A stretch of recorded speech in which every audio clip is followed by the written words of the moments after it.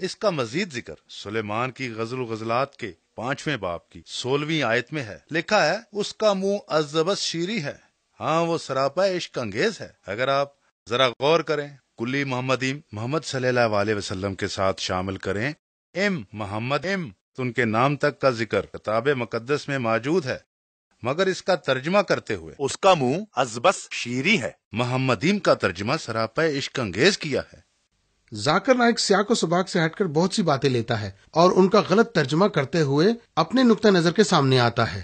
اور اگر آپ یہاں اس لفظ پر غور کریں جو کتاب مقدس کے اصل سیاق و سباق میں آتا ہے، حضرت سلیمان علیہ السلام غزل و غزلات کی کتاب کے 5ویں باب کی 16ویں آیت میں لکھا ہے اس کا منہ ازبس شیرین ہے، ہاں وہ سراپا عشق انگیز ہے. اے یروشلم کی بیٹیوں، یہ ہے میرا محبوب، یہ ہے میرا پیارا.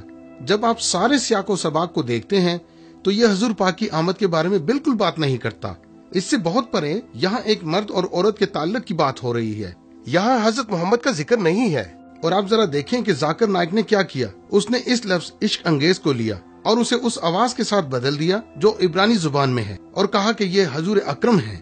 لیکن وہاں محمد کا لفظ درست نہیں بیٹھتا. وہاں کے لیے جو لفظ درکار ہے وہ اس میں صفت ہے، عشق انگیز، اس لیے وہاں محض اسم لگانا درست نہیں ہے. اس طرح ذاکر نائک اس متن کو سیاق و سباق سے باہر بیان کرتا ہے، لیکن یہ کوئی نبوت نہیں ہے. یہ مرد اور اس کی بیوی کے درمیان تعلق کی آیت ہے. جہاں اس میں صفت ہونا چاہیے وہاں یہ لفظ لگایا جا رہا ہے، لیکن اس کے نزدیک صرف اسم ہونا چاہیے. وہ اس عبارت کو نبوت کہنے کی بار بار غلطی کر رہا ہے، جبکہ یہ عبارت حضور پاک کی نبوت کے بارے میں نہیں ہے.